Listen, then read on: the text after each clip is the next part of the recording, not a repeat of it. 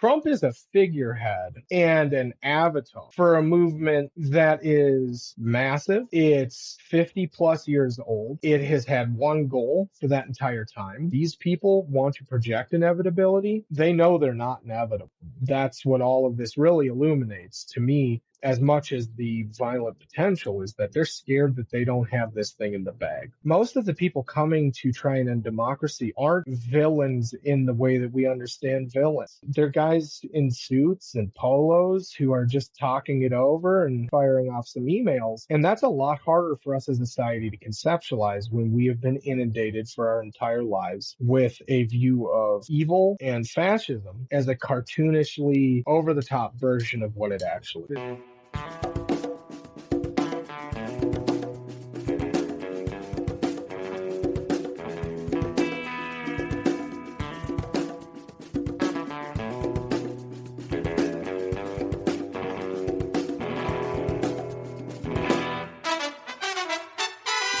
Welcome to episode 211 of the Refuse Fascism podcast, a podcast brought to you by volunteers with Refuse Fascism.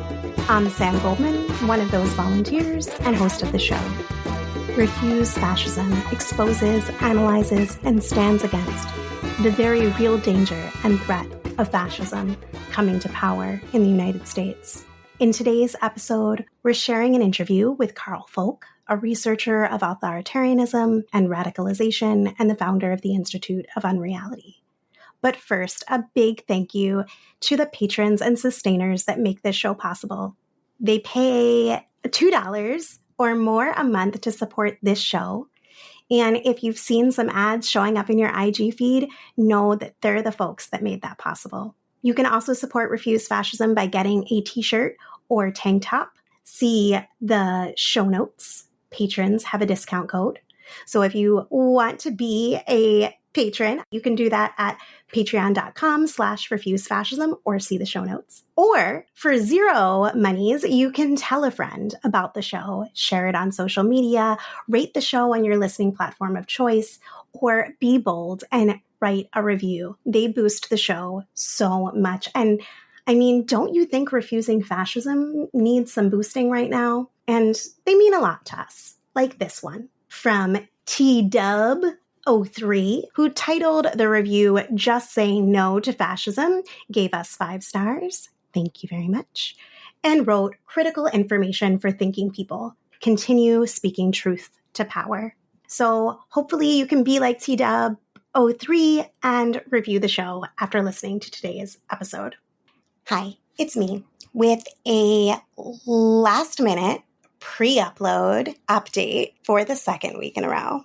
We recorded this episode Sunday morning before Biden announced that he was dropping out of the 2024 presidential race and endorsed Kamala Harris as the Democratic Party nominee. These are unprecedented times, and they are not getting any more precedented. While we recorded this episode prior to this announcement, the content of this episode, I think you'll find, remains true and very relevant. Some of it, possibly even more so. We'll be talking about this as things develop, so you know where to stay tuned. Before the interview, some developments as they relate to the Republic-Fascist threat from just this past week. And oh boy, was this a week. I feel like I'm saying that every week now. Anyway, big political spectacles like inaugurations, rallies, and the major party conventions before each presidential election are widely viewed as fluff and maybe celebrations for those most involved. That covers over their political function, largely as tools for legitimization and pacification, to legitimize the winners, the contenders, and the system itself, and to pacify any disgruntled elements of society. But no one does spectacle like fascists. For fascist, spectacle moves society. Every element of the event solidifies the deification of the leader, moving people to follow their example of dedicating their life to this cause. The fire-breathing vitriol gears up their base. The spectacle not only perpetuates their disinformation and delusions, undermining facts and reasons society-wide, but puts on display the power that comes from people unified by their hate-fueled delusions. Possibly, even more than legitimizing the party, it legitimizes the racist, misogynist, and xenophobic violence at the core of their program. The WrestleMania quality of it puts any concerns of their base at ease.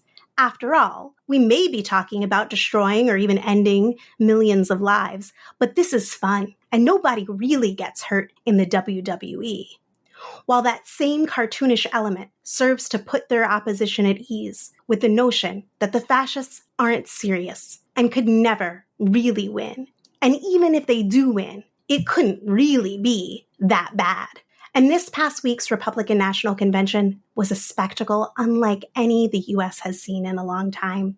The staging, the speeches, the speakers themselves, the tribute montages, and the media covering this all played key roles in advancing the fascist program with deadly consequence.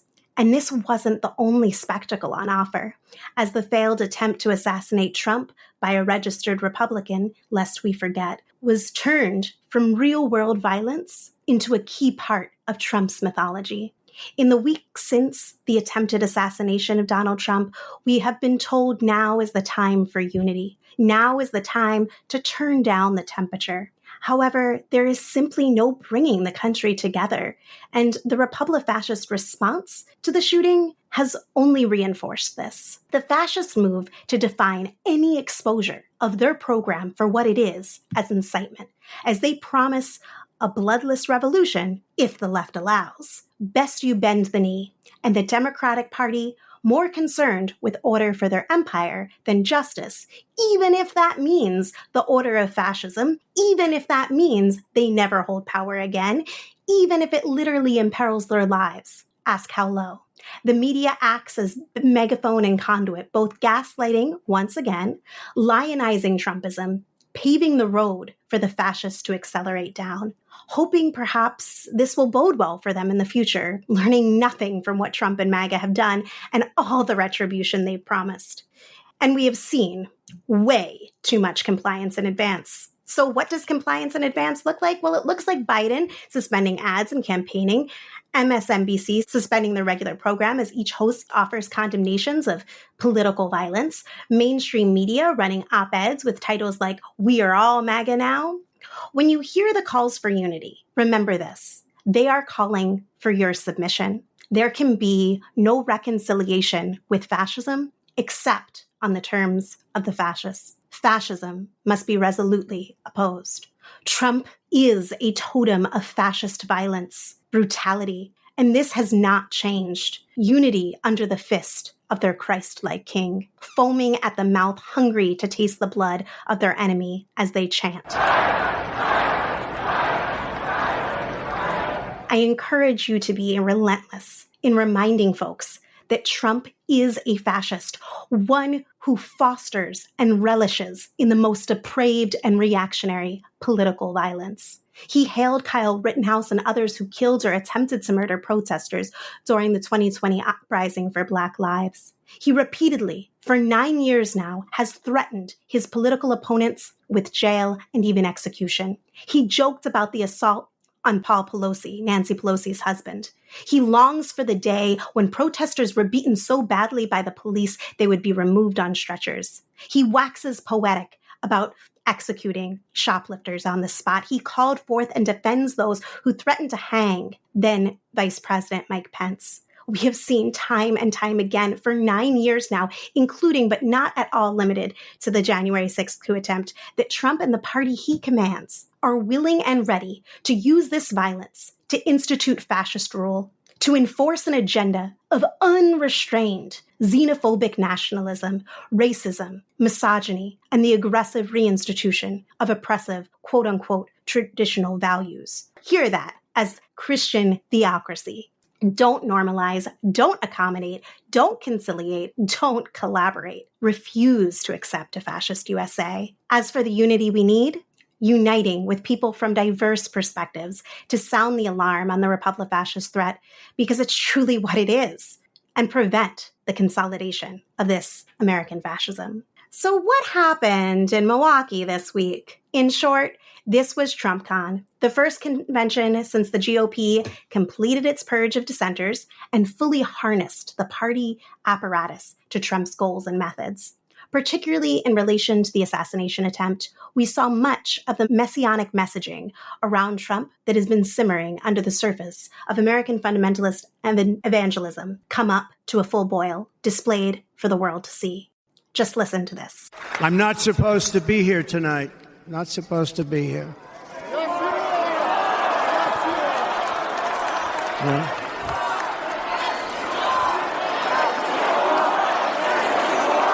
I stand before you in this arena only by the grace of Almighty God. Many people say it was a providential moment.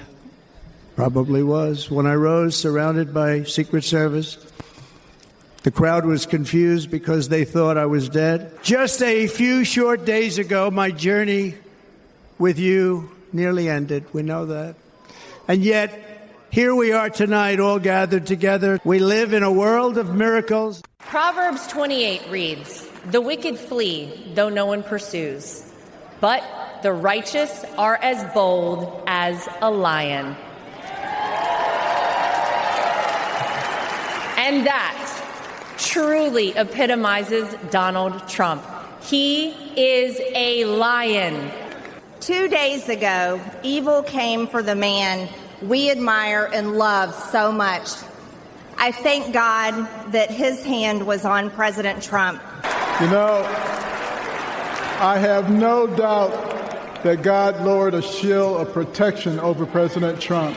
God Almighty intervened because America is one nation under God, and he is certainly not finished with President Trump. If you didn't believe in miracles before Saturday, you better be believing right now. Thank God Almighty that we live in a country that still believes in the King of Kings and the Lord of Lords, the Alpha and the Omega.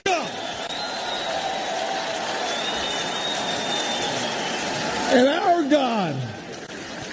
God still saves, he still delivers, and he still sets free.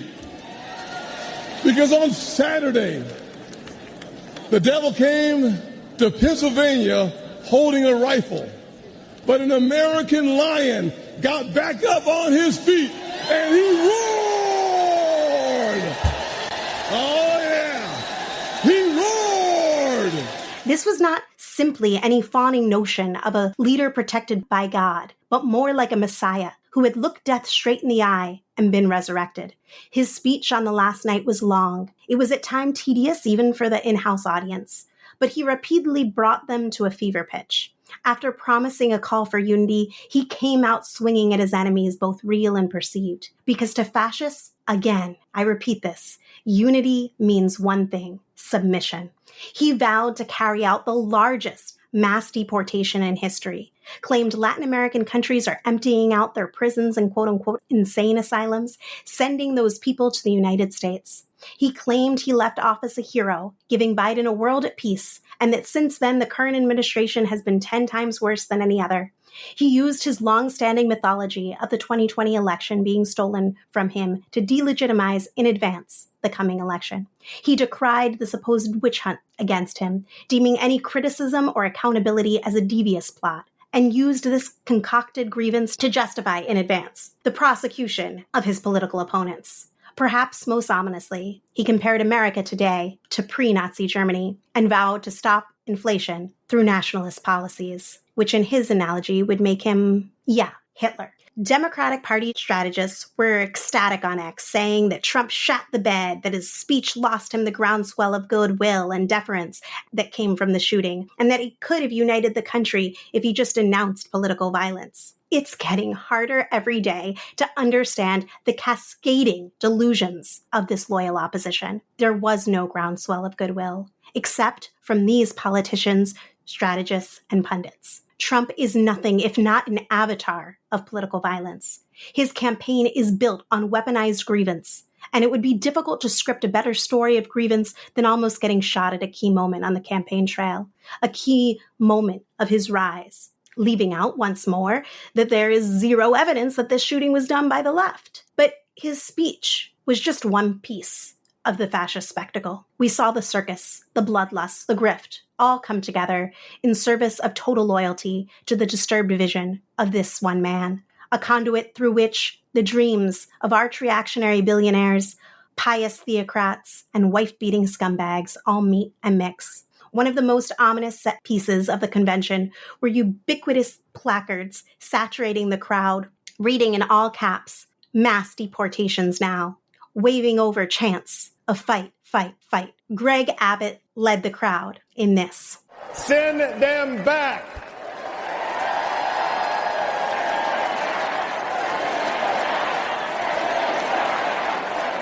Trump promised this in his speech. The Republican platform promises to launch the largest deportation operation in the history of our country.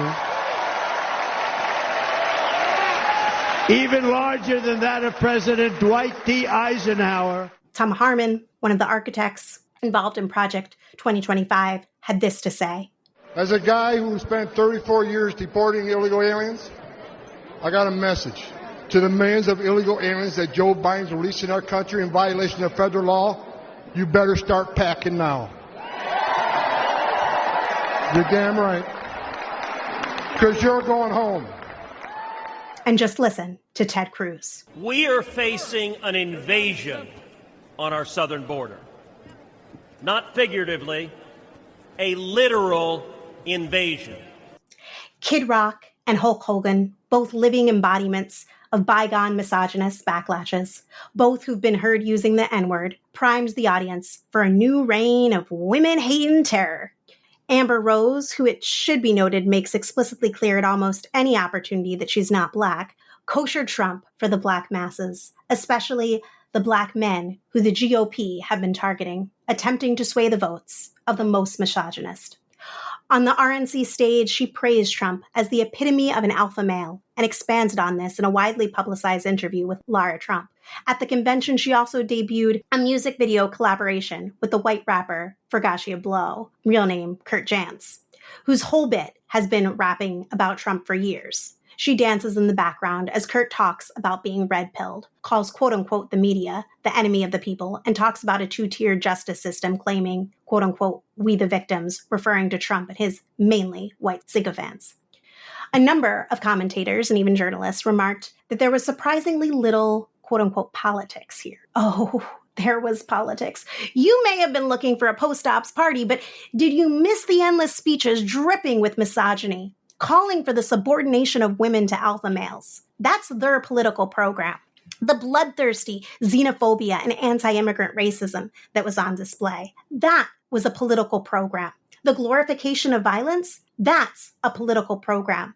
The hooting, the hollering, the loudest applause as trans folks, in particular trans youth, were demonized, laughed at. You may not want to report that. You may want to act like this was normal, but it sounds to me like you're at the bottom of the deepest, darkest sea telling us you don't see any water. So let's talk about Trump's VP. Trump announced J.D. Vance as his running mate this week. First, I do want to mention J.D.'s post-assassination attempt tweet an hour after the shots were fired. Before finding out that the shooter was a member of his own party, he tweeted, quote, "The central premise of the Biden campaign is that President Donald Trump is an authoritarian fascist who must be stopped at all costs." That rhetoric led directly to President Trump's attempted assassination, end quote.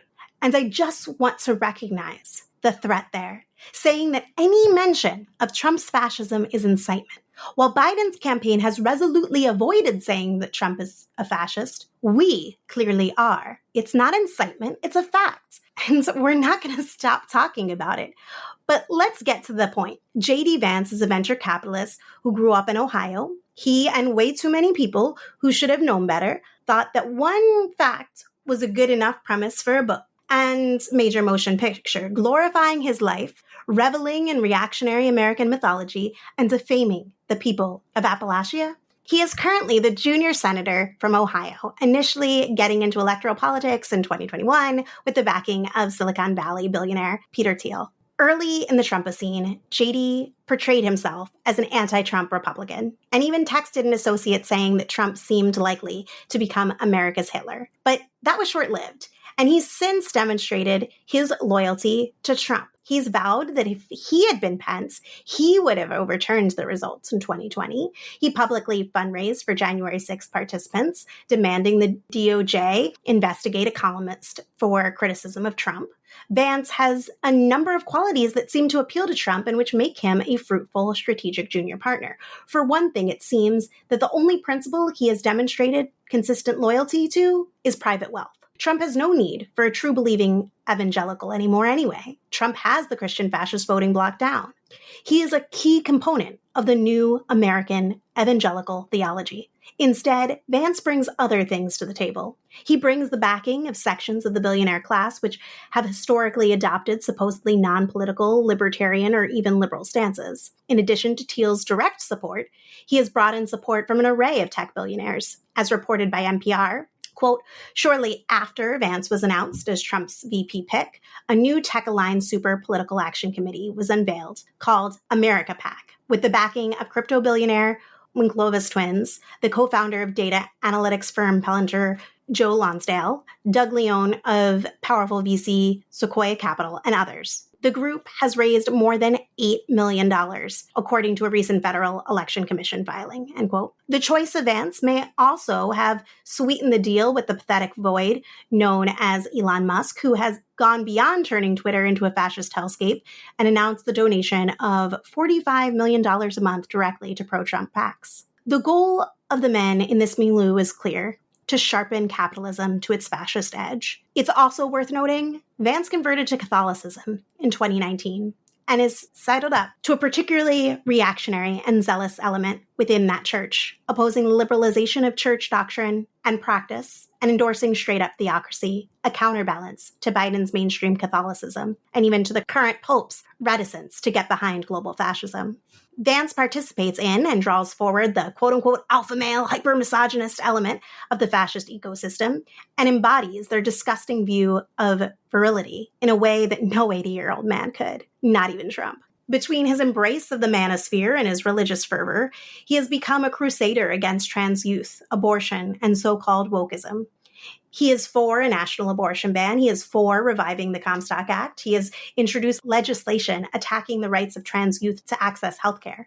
He said that universal daycare is quote-unquote class war against normal people. He says that Kyle Rittenhouse is a model of values, while his book, Persona and Policies, have rankled many across Appalachia. They score big points among the reactionaries from coast to coast who glorify patronizing notions of the heartland and of quote-unquote real America, Northerners who fly the Confederate flag, and every white-collar schmuck driving a mega-sized pickup truck. It's also worth noting, unlike a number of others who were vetted for the VP slot, he's a white dude. He's a white dude who needs you to know he's a white dude. A white American man with generations of ancestors buried in American soil. Nikki Haley, Mark Rubio, Byron Donalds may talk the talk of hating DEI and affirmative action, but J.D. Vance walks the walk of entitled white male mediocrity. This choice of Vance is by no means a reach towards the center or a softening of the fascist protracted shock and awe campaign. Instead, Vance's broad cultural appeal and deep ties into Silicon Valley are bringing even more of the worst people into the MAGAverse. For more insight on Vance, it's worth checking out Bradley Onishi's latest episode of Straight White American Jesus and his Twitter thread of highlights, John Gantz's article titled This Land is Mine Land on Unpopular Front regarding Vance's extreme nationalism, Jessica Valenti is reporting on abortion every day on J.D. Vance, as well as the takedown of Vance's book, Hillbilly Elegy, on If Books Could Kill.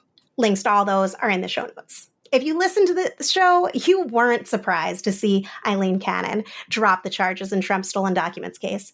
Cannon, in what has been regarded as her audition for SCOTUS appointment should Trump return to power, went all in on the most fascist reading of the new presidential immunity claim established by SCOTUS, detailed in Clarence Thomas's concurrence. It is not mainly that there will be zero accountability for any of Trump's crimes, which there never will be under the system. The bigger point, I think, that this move underscores is that there is now an openly compliant judiciary, something that was not fully consolidated during Trump's first term. They are an instrument now for fascist atrocity. Call it what it is, illegitimate, and realize that they are not to be relied on one bit. Anyone telling you otherwise is telling fairy tales. So I've said a lot. What are the takeaways from this past week? Is it that these ridiculous people unmoored from reality, decency, empathy, and even normal social expectations could never consolidate power? No. Or is it that fascism's rise is inevitable? Also, no. We're not going to sugarcoat it. We face a fascist threat. They are promising massive reactionary violence. They've shown that they're more than capable of it, and the loyal ruling class opposition is not going to do what's needed to stop it. Major institutions of American life, from the federal judiciary to Silicon Valley, have shown that not only will they not stand in the way of fascist transformation, but they're willing handmaids to it. Again, this doesn't mean this is inevitable, but telling people just to chill out or just change the tint on their glasses to lie to themselves doesn't do anyone any favors. The fascists aim to project both that their ascent is inevitable and irresistible, and simultaneously that they are the underdog, that it's all a show, and that they can't be taken seriously, that there's no need to fight them. This messaging works in different ways for their base and their opposition. As Jeff Sharlet correctly noted, quote, "For Trumpism's myth to work, it needs liberals to believe he can't win. Not so much to deactivate them, rather to enrage Trumpers," end quote. An objective assessment of this moment, I think, shows that the fascists have a lot of strengths on their side, but they have significant weaknesses. The majority of people in this country don't want this. Fascism will objectively cause harm to millions, if not literally billions, including many amongst its base here in the United States. The fascist movement is rife with divisions that have effectively hindered their rise until this historic moment of crisis. People all around the world have found ways to exercise their collective power outside of and beyond the dead-end channels of domesticated dissent. The fascists exist to serve a system in crisis after crisis, crises caused by its own vast and unpredictable contradictions. Their systemic and systematic lying and their widespread and weaponized illusions show that reality itself is their enemy. But none of these weaknesses will, on their own, derail this train to the death camps. These weaknesses only matter if we recognize them and act together to stop the juggernaut. It is past time to move from each one teach one towards society-wide struggle for meaningful discourse over the trajectory that we're on, about where our power lies, about what delusions and mental chains we ourselves need to shed, things like American mythology and American chauvinism, dehumanizing white supremacy, patriarchy, and xenophobia that is not confined to the fascist movement, the apolitical and ahistorical framework of totalitarianism. That's just for starters. History has shown that lots of people are fine with fascism as long as they're wearing the boot, not under it. Put that together with the fact that Americans are trained to think and act like they're temporarily disgraced billionaires, and we have real obstacles. So when we say it's on us, let's get to work. With that, here is my interview with Carl Folk, recorded July 12th. Today, I am really glad to be speaking with Carl Folk. Carl is a researcher of authoritarianism and radicalization and the founder of the Institute of Unreality. He is now writing for Splinter News on their authoritarianism and American politics team. His first piece just hit this past week, so be sure to check it out.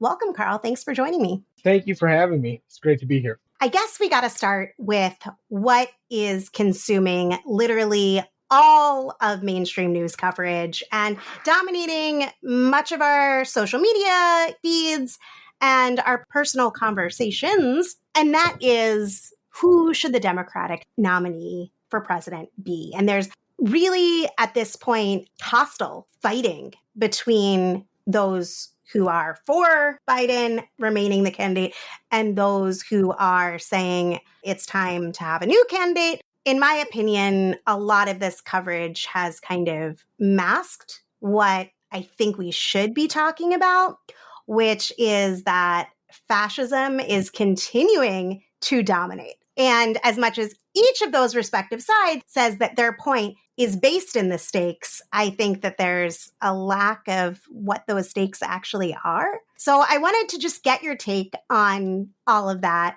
The current debate that's dominating, which is, should Biden go or stay? Where'd this come from? What's going on here? And what are the impacts of this discussion? I think we're seeing kind of a few things at once. We're definitely seeing a Democratic Party that is questioning itself, which for someone in their mid-30s is actually relatively interesting to see, and something that for me personally is actually somewhat invigorating, just in a purely like democratic sense, not in a party sense, but in a, this still somewhat kind of functions as a mechanism to try and give people power in some way. And I think that conversation is one of them, and it's getting drowned out as loudly as possible by, I think, what we could call a non-conversation. We're all arguing about a candidate that is old. I mean, there are real questions about the age and some of that, but it is not a threat on the level of what the news is using this volume to drown out. And I think that's the part that we're seeing the news truly used in a way that's weaponized.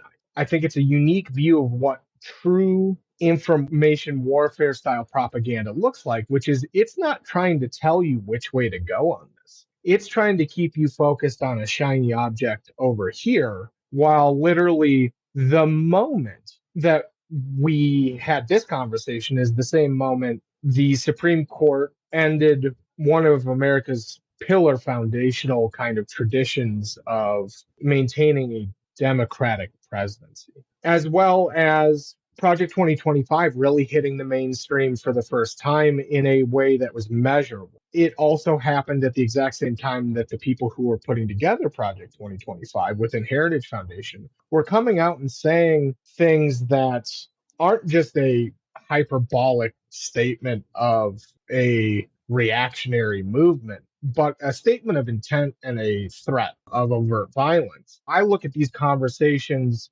in that spectrum. So I see two conversations. I see a very healthy conversation that actually might rejuvenate democracy. And then I see a counter argument. And the counter argument isn't an argument at all. It's just noise. We're living right now in an environment that's incredibly dense with information, and information that for most Americans is somewhat novel. This isn't everyday stuff many of us are dealing with outside of the circles where we've lived in brainworm city for too long in some cases. We've set up a system where the media has come out and said that their goal is deregulation and consolidation and monopolistic power. Zaslav came out and articulated that point very clearly, while at the same time saying we're not pro-Trump. And these are the same kind of thing. A kind of throwaway fluff argument that the news is going to eat, and then the actual conversation, which is the more important thing, much in the same way that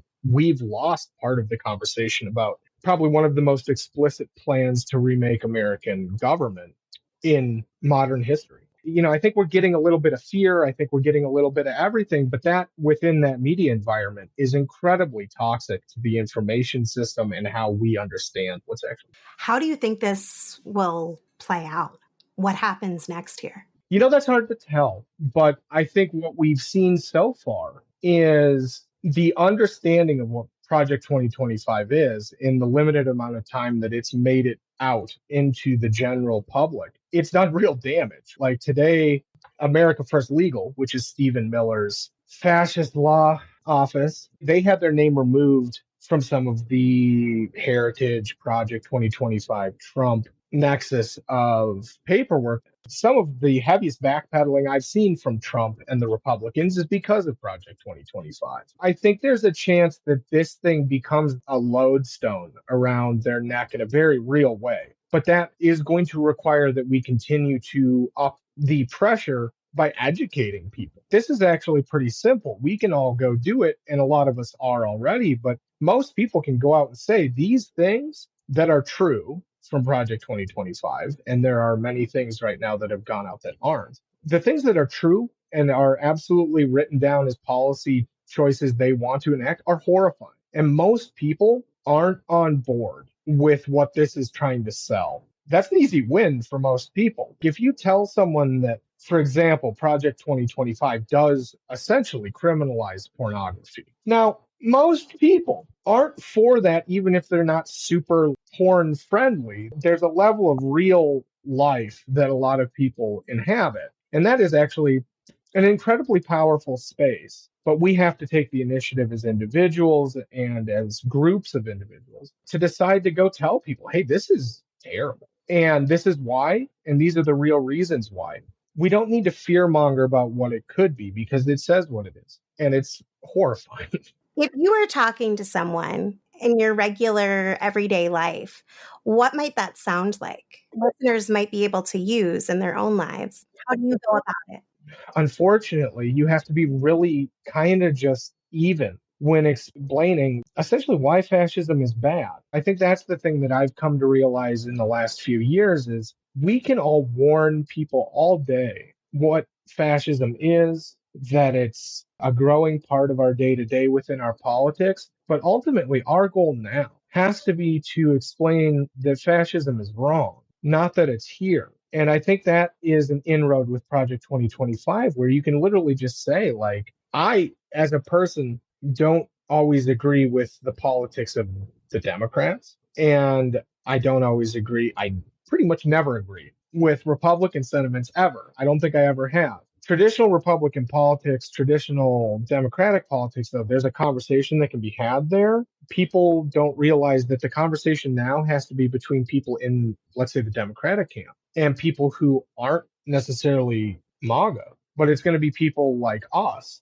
who say, hey, you know, it's okay to be scared. It's okay to be really uncomfortable with the situation you've been presented, but also these things aren't us as a population in this moment, and they haven't been for much of the country for a long time. You know, history is very powerful when people hear it, when they realize that a lot of people don't realize just how dangerous the Republican Party has become, but how radical elements within it that have been planning this for decades really are. And most people are deeply repelled by this. And that makes these conversations a lot easier. Sometimes the thing we do is just have a conversation, and it may not be perfect. Nothing's perfect in this world. You're never going to like tell someone magic words and suddenly they're just, oh, wow, my whole perspective's been changed. But sometimes it takes seeds and time and a little bit of effort just in kind of keeping going. But most people aren't for this. That's the conversation I have.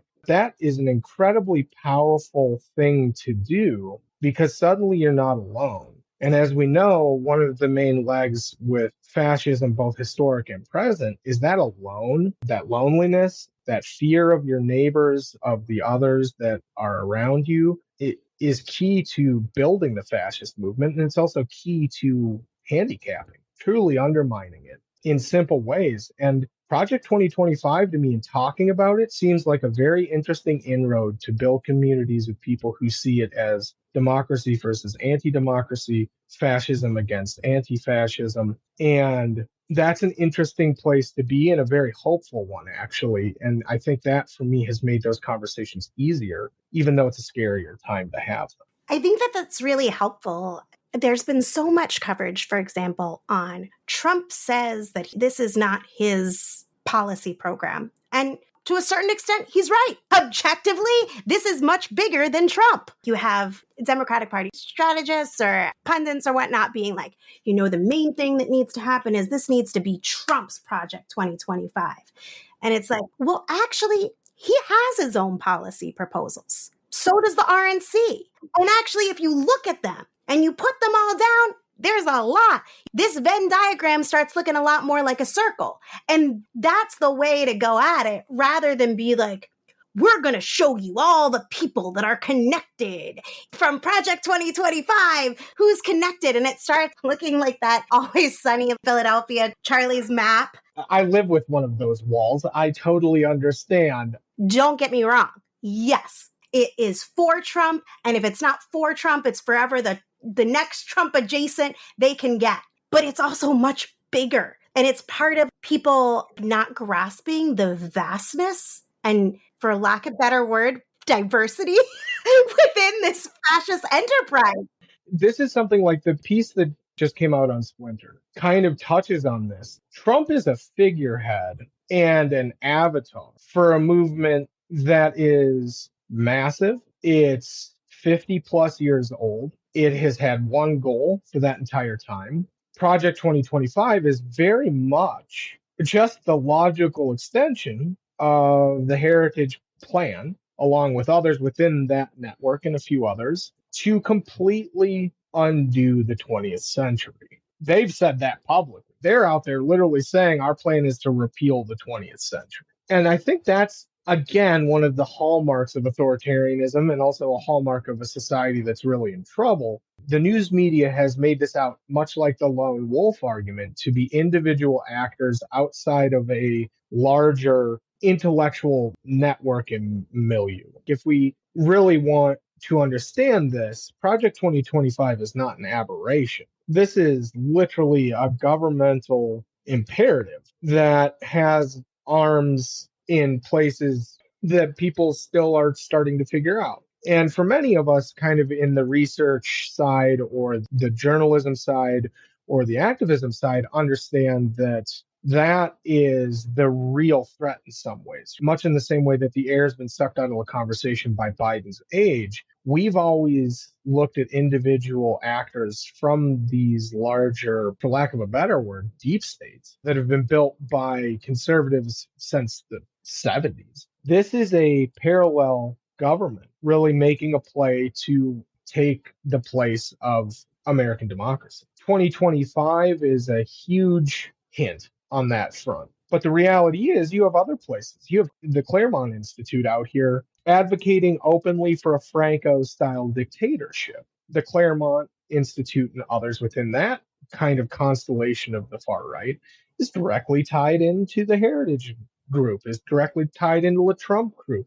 It's one large group. The sooner we understand and talk about that more correctly, and the, for lack of a better word, the intersectionality of the modern American new right, we really put ourselves in a space where we're not having the full conversation. Going off of that, I've been thinking a lot about how you were mentioning earlier, Project 2025 in some ways is finally getting some attention. There's a mainstream awareness, more awareness of the term, I'd say, than what it means, I think, in a lot of ways. And I've just been reflecting a little bit on when Democratic Party leadership talks about Project 2025. I think it is sounding like really a cryptic boogeyman to me. Project 2025. They'll take your firstborn child. Project 2025. It's coming for you next. But I think it's gotten better, like not to toot whoever manages Biden's social media platform or rip them or whatever, but they went from tweeting Google Project 2025 to actually doing a graphic with some comments on what Project 2025 is. Meanwhile, Biden's in power now, and he is preparing in many ways to just hand over the keys without really taking this opportunity from the bully pulpit he has to talk about the threat posed in Project 25. And I just wanted to hear not what the Democratic Party should do or not do, but what are they doing and kind of where does that guide people in terms of their understanding of Project 2025? And then what are people missing right now about it that if it was exposed, it wouldn't just be joining the horse race, it would be really actually speaking to the stakes of the moment? I think about how we tend to, as a society and a culture, remove things from the historical timeline and the chronological timeline that is real and is present in our day-to-day lives. Our society tends to flatten things pretty immediately. And one of the things that I've been thinking more on right now and speaking to others about kind of more privately is our tendency to remove a historic evil like the Nazis from history and turn them into a historic cartoonish evil. And the damage that's done to our perception now of both fascism in general, but what the actual social and cultural machinations are that go into creating fascism and the world that is, for lack of a better word, breeds fascism. One of the things that Democrats did initially that they have stepped back on, thankfully, like you said, is that they have stopped telling people to do their own research. And in this environment with that, you can't. You just can't. And there's no way to control any of the information those you're telling to go get it, what information they're getting. So it does turn into this boogeyman that exists outside of the reality of the situation. In some cases, that's very useful. In this case, it's not, because cartoonish evil is outside of the realm of the norm for most people so far that it removes the threat from the front and center that it is. I think the thing that people are missing is the banality of the evil that it actually is. This isn't a document that reads like a far-right shooter's manifesto, but it definitely has the same worldview basis and effect at the end of the day, which is that it will harm or kill innumerable people. If there's something that people are missing, it's that. It's the banality of what it's actually doing to the structure of our government and the fundamental shift that actually is. I think the scariest part for me personally about Project 2025 isn't necessarily what's written in it, which is horrifying, and the implications are absolutely disgusting for every level of society, almost every individual. It would be bad. There's no two ways about that. But I think what scares me most is its banality and the way that it is a corporate plan for a coup. For lack of a better word, it's a corporate takeover plan for the United States. That, I think, is what people miss the most, is that this is not just a Republican Party issue. This is a wealth class issue against the rest of us. Ultimately, Heritage's call in Project 2025 is a hodgepodge of the worst the far right's had intellectually in its head for a long time, cobbled together in such a way that it really cannot be understated how incredibly regressive and dark it is, and just how even it is. It reads like any other policy, like any other directorates, like any other thought process from normal, much more democratic focused think tanks. And to me, that's the thing that we have to really understand. Most of the people coming to try and end democracy aren't villains in the way that we understand villains. They're guys in suits and polos who are just talking it over and having a chat here and a chat there, firing off some emails. And that's a lot harder for us as a society to conceptualize when we have been inundated for our entire lives with a view of evil and fascism as a cartoonishly over the top version of what it actually is. Those are the pieces that really do strike me as the things that are missed and the scariest things. And I think that there's a tension there because people also have a lived experience of a cartoonish fascist in power, given that Trump was not driven out for the 4 years that he was in office. He was able to dominate. They saw a clown banning Muslims. They saw a clown stacking the courts to rip away abortion rights. They saw the clown ripping children away from their parents at the border. There was a clown doing that. He is a living cartoon. Well, and I think that that's the point of Trump in some ways. Yeah. And I think that that goes well with your point about the avatar. This is a world where you have a Trump and you have a Stephen Miller. You have the mob that stormed the Capitol. You have the Josh Hawleys. You have both. I think that's the internal tension of fascism, especially American fascism, is fascism has its foot soldiers, quote unquote, but it also has its foils built into itself, and it uses those really expertly. And I think it is one of the things that is the most confusing. Going back to what you asked, how do people see that? How do we do this in a way that people can see it for what it is? That right there is really tough to explain to people the internal contradiction of fascism and what that actually looks like to most people is a clown or is hypocrisy. You know, it's the argument I have with fact checking right now. It's incredibly hard to fact check your way out of a hole. So what do we have to do? We have to figure out a different way to do this. And it's the same thing with this. We can't call them out. They don't care. If you have hypocrites within your own party and your goal is to use that, it works expertly to reinforce the inability to talk about it because people want to laugh at it. Yeah, absolutely. Immune to shame, fact-free. The other part, talking about the American quality of it, I think that that's another obstacle in a lot of people's way, is this thinking, and you see it all the time, and you hear it all the time, is this notion of this un-American, it's un-American, it's un-American, it's un-American. Ad nauseum, you hear it from the highest office when Biden does occasionally speak about the threat that is posed by Trump.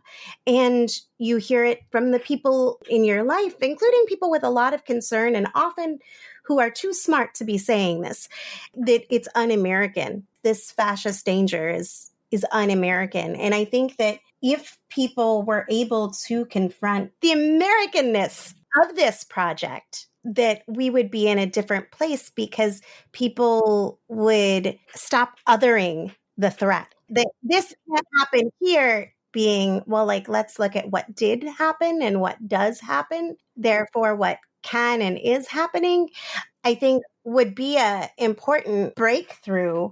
But I think that it's a real challenge to do without paralyzing people. You know, I think the thing that we run into, any of us who are working to try and defeat fascism or authoritarianism, one of the hardest things in America is getting Americans to understand that it has happened here multiple times in different iterations, in different forms, in different intensities. And that makes us all the more susceptible to its ultimate form now. And that's a very hard conversation. Most Americans aren't stupid by any means. We're just not educated well in the reality of what we exist in and have come from. And that epistemic problem, you know, I think a lot of people would love to argue that all of this fascism problem in America is based on that. It's not, but it is a component that we willfully have forgotten our past because it's so painful. And in doing so, we leave room to invent new pasts that are mythic and futures that look a lot worse than the one that we currently understand to be ours. We've talked about Project 2025, and there was one question that's adjacent that I wanted to talk about, which was relating to the Heritage Foundation.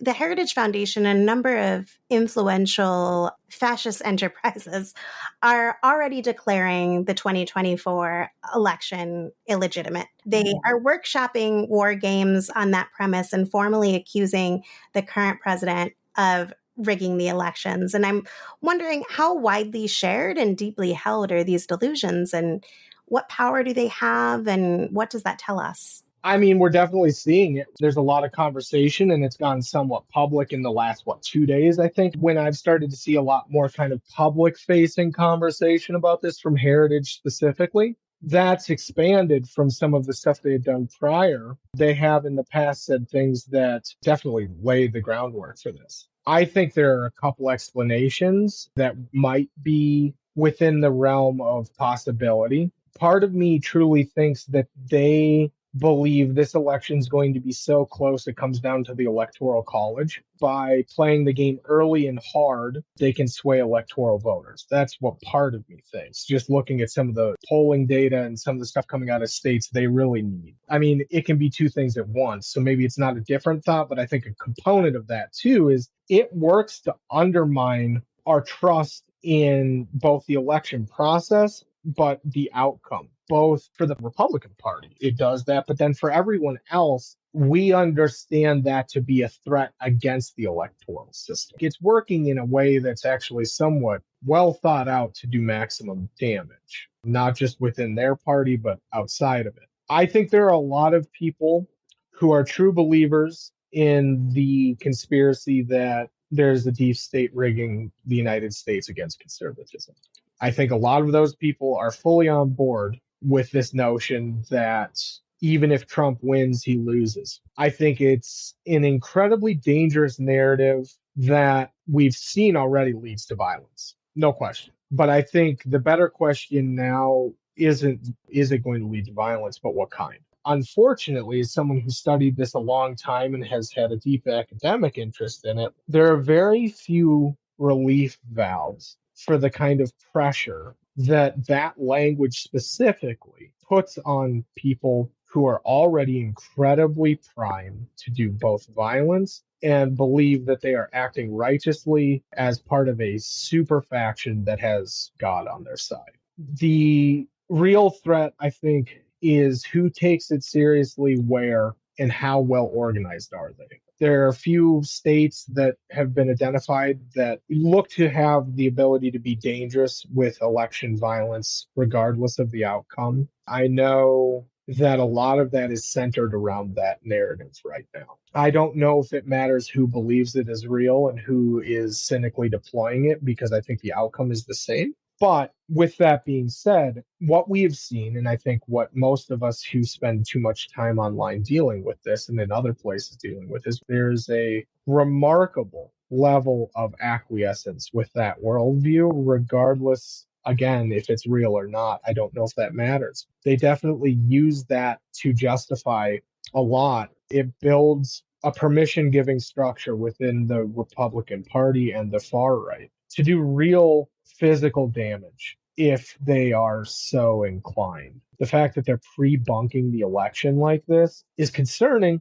It also, though, is a viewpoint of a party that is scared. And I think that that's really important, too, to remember. These people want to project inevitability. They know they're not inevitable. Right now, they are not.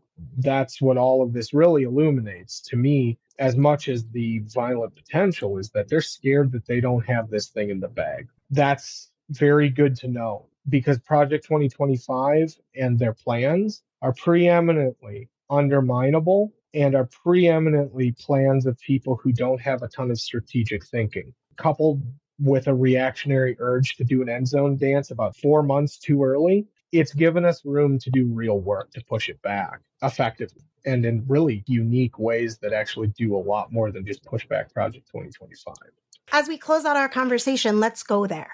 What right now would that look like? What does that mean? What does refusing fascism mean? We know that things look really horrible and scary right now. We also know that last time it was not the Democratic Party that called people in the streets and said, this coup can't go down. In fact, we know that they actively kept people off the streets. There was a whole coordinated effort. So what do we do? What are the stories that need to be told? What needs to be hammered at? How do we move people from this place of passivity, whether it's cowering in fear, whether it's confusion, whether it's just the age-old reliance of the proxy in power to take care of it, the product of good old American parasitism. But what do we do now? Well, I think the first thing we do is we find each other. And that sounds corny, but there's a level of if you can find people who you can trust enough to talk to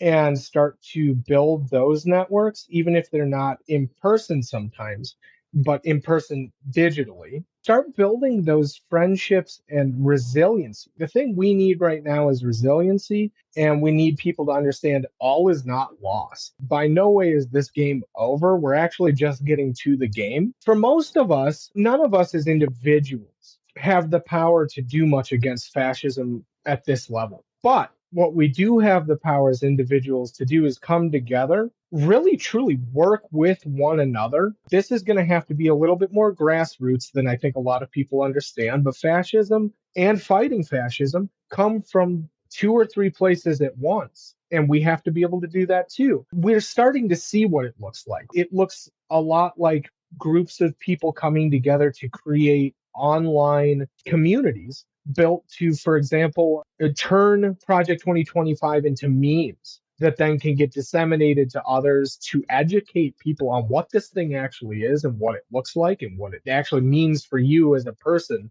who might not think that this plan really is going to affect. We're starting to see that happen more. I'm pretty active on Blue Sky, and I've seen a lot of that as of late, and people are taking it upon themselves and really starting to build communities where the whole goal is countering a narrative that is being pushed and to counter everything that's being said to try and obscure what this is in a way that is a 2-second read on TikTok, and suddenly you now have a way to say something to someone else too, because you don't have to be some brilliant political mind to say, hey, this is wrong. Ultimately, that's what this is. It's all of us coming together and saying this is wrong, and we're saying that together. We're saying that together in a way that isn't going to look like just voting. Like, voting's voting. It accomplishes what needs to be done in a society with a duopoly democracy. If we can educate others on the realities of this, not on the boogeyman aspect. I look at it, this is an education campaign,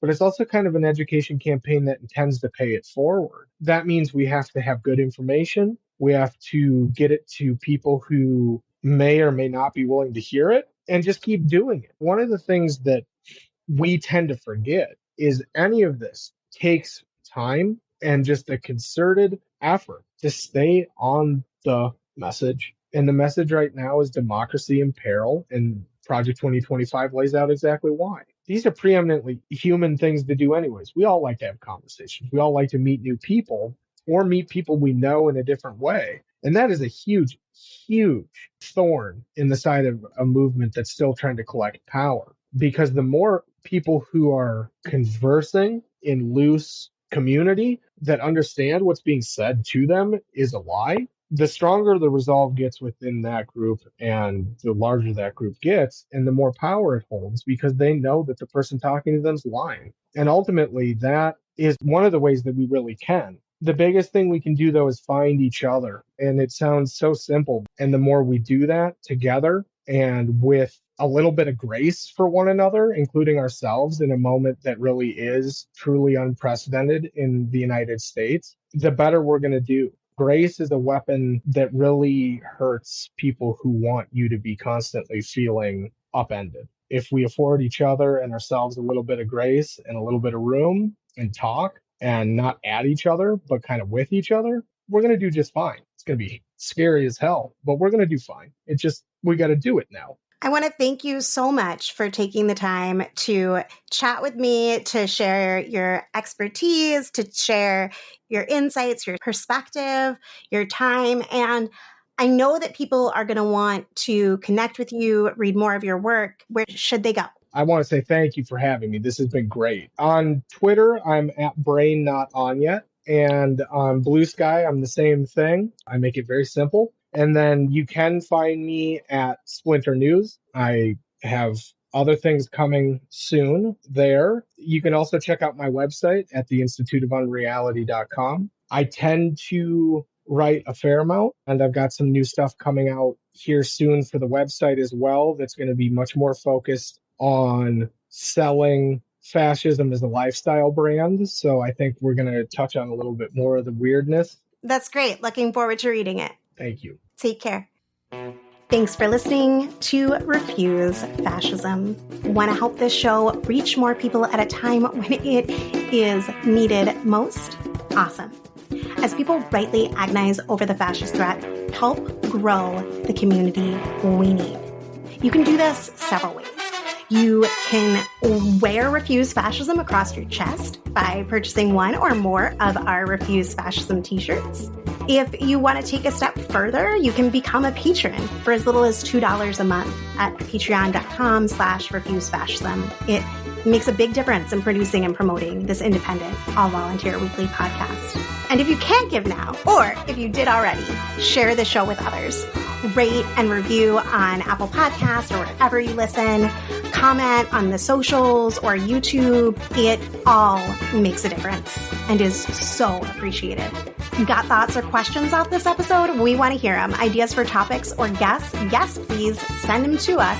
Have a skill you think could help? We want to know all about it. You can find us on the socials at Refuse Fascism, just about all the places, and on the YouTubes. Reply with a comment. Find us at Refuse_Fascism. And if YouTube's your thing, be sure to hit the subscribe button and like the videos and stuff. leave us a voicemail. We love to hear from you. See the show notes for the button. And if you want to reach me, you can do so over on Twitter at Sam B. Goldman, or drop me a line at SamanthaGoldman@refusefascism.org, or on the TikToks at Sam Goldman RF. Thanks to Richie Marini, Mark Tinkelman, Lena Thorne for helping produce this episode. Thanks to incredible volunteers, we have transcripts available for each show. So be sure to visit refusefascism.org and sign up to get them in your inbox. Until next Sunday, in the name of humanity, we refuse to accept a fascist America.